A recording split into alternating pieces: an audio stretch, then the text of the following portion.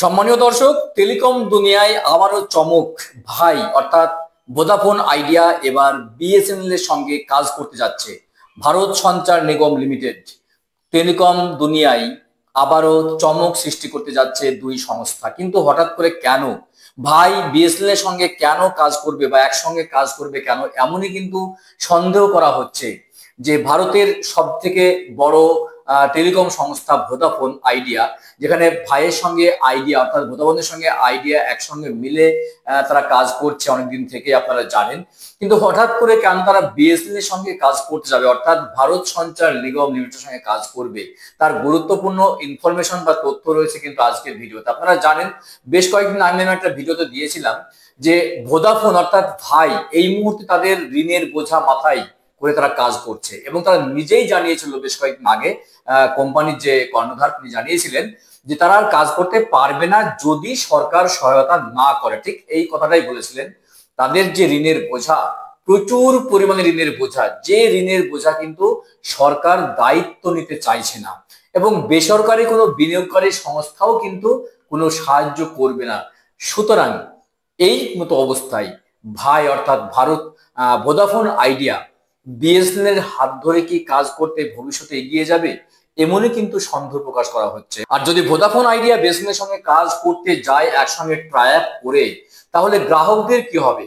কোটি কোটি গ্রাহকের কি অবস্থা হবে ভারতবর্ষের বুকে ভোদাফোন আইডিয়া যদি বিএসএনএল এর সঙ্গে কাজ করতে যায়? চলুন এর নেপথ্যে কারণ এবং কি বলা হচ্ছে আপডেটটি অবশ্যই দেখে নিন। কেউ কোথাও যাবেন না, আমার সঙ্গে থাকুন, তাহলেই বুঝতে পারবেন যে এর ভবিষ্যৎ কতটা সুরক্ষিত।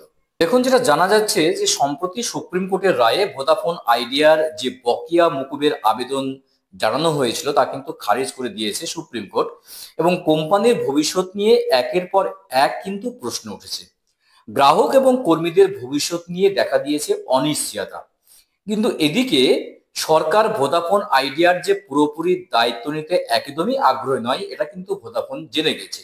এমনকি জিও এয়ারটেলের মতো বেসরকারি বিনিয়োগকারীর কাছ থেকেও কিন্তু কোনো সাহায্য পাওয়া যাবে না। তাই অনেকেই ধারণা করছেন হয়তো ভবিষ্যতে ভাইকে তাদের ব্যবসা গোটাতে হবে। বিপুল আর্থিক চাপ ভাইয়ের উপরে। টাইমস অফ ইন্ডিয়ার প্রতিবেদন অনুসারে জানা গেছে যে ভাইতে মোট এজিআর অর্থাৎ অ্যাডজাস্ট যে গ্রেস রয়েছে রেভিনিউ, সেটা এই মুহূর্তে দাঁড়িয়েছে ৮৩,৪০০ কোটি টাকা। এর মধ্যে প্রকৃত বকেয়ার পরিমাণ বেড়ে দাঁড়িয়েছে ১২,৭৯৭ কোটি টাকা, সুদের পরিমাণ ২৮,২৯৪ কোটি টাকা। এদিকে জরিমানা বাবদ ধরা পড়েছে ৬,০১২ কোটি টাকা। তবে এতেও থামেনি, জরিমানার উপর সুদের প্রকোপ বাড়ছে। কোম্পানিটিকে এই মুহূর্তে ১১,১৫১ কোটি টাকার জরিমানার সুদও কিন্তু দিতে হবে।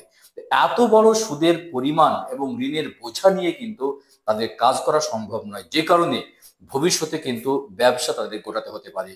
এবার দেখে নেব বিএসএনএল এর সঙ্গে কাজ করার যুক্তিকতা বা বিএসএনএল এর সঙ্গে কাজ করে ট্রাই করে কাজ করার ভবিষ্যৎ পরিকল্পনা কি, চলুন দেখে নিই। এদিকে ভাইকে বাঁচাতে ইতিমধ্যেই সরকার ৪৯% অংশীদারিত্ব নিয়েছে, আর তাতেই সকলের প্রশ্ন, তবে কি এই টেলিকম সংস্থা সম্পূর্ণরূপে সরকারি হয়ে যাচ্ছে? আসলে সরকার যেহেতু আগেই অংশীদারিত্ব নিয়ে নিয়েছে, সেক্ষেত্রে বাকি অংশীদারিত্বকে কিনে নিলে এটি সম্পূর্ণ সরকারি কোম্পানিতে পরিণত হবে। অর্থাৎ ভাইয়ের উপর যে ঋণের বোঝা রয়েছে তাতে ৪৯% সরকার কিন্তু দায়িত্ব নিয়েছে অংশীদারিত্ব। অনেকেই মনে করছেন বাকি অংশটুকু দায়িত্ব নিলেই কিন্তু ভোদাফোন অদূর ভবিষ্যতে বিএসএনএল এর সঙ্গে অংশীদারিত্ব কিন্তু হয়ে যেতে পারে বা বিএসএনএল এর সঙ্গে ট্রাই করে কিন্তু কাজ করে ফেলতে পারে। খুব গুরুত্বপূর্ণ আপডেট কিন্তু রয়েছে। তো এদিকে বিএসএনএল যদি ভাইয়ের সঙ্গে যুক্ত হয়ে যায় তাহলে কি হবে? ভারতের তৃতীয় বৃহত্তম টেলিকম কোম্পানি হয়ে উঠতে পারে বলে অনেকেই মনে করছেন। সেক্ষেত্রে কেবল দুটি বড় বেসরকারি টেলিকম কোম্পানি জিও এবং এয়ারটেল কিন্তু অবশিষ্ট থাকবে। তবে দেখার পালা সরকারি প্রস্তাব মেনে নেই কিনা এবং ভাই বিএসএনএল এর সঙ্গে ট্রাই আপ করে অংশীদারিত্বটুকু নিয়েই তারা কাজ করতে পারে কিনা, অদূর ভবিষ্যতে সরকারের সঙ্গে যুক্ত হয়ে তারা কাজ করতে পারে কিনা, এটাই কিন্তু দেখার বিষয়। গুরুত্বপূর্ণ আপডেট ইনফরমেশন ছিল আজকের ভিডিওতে।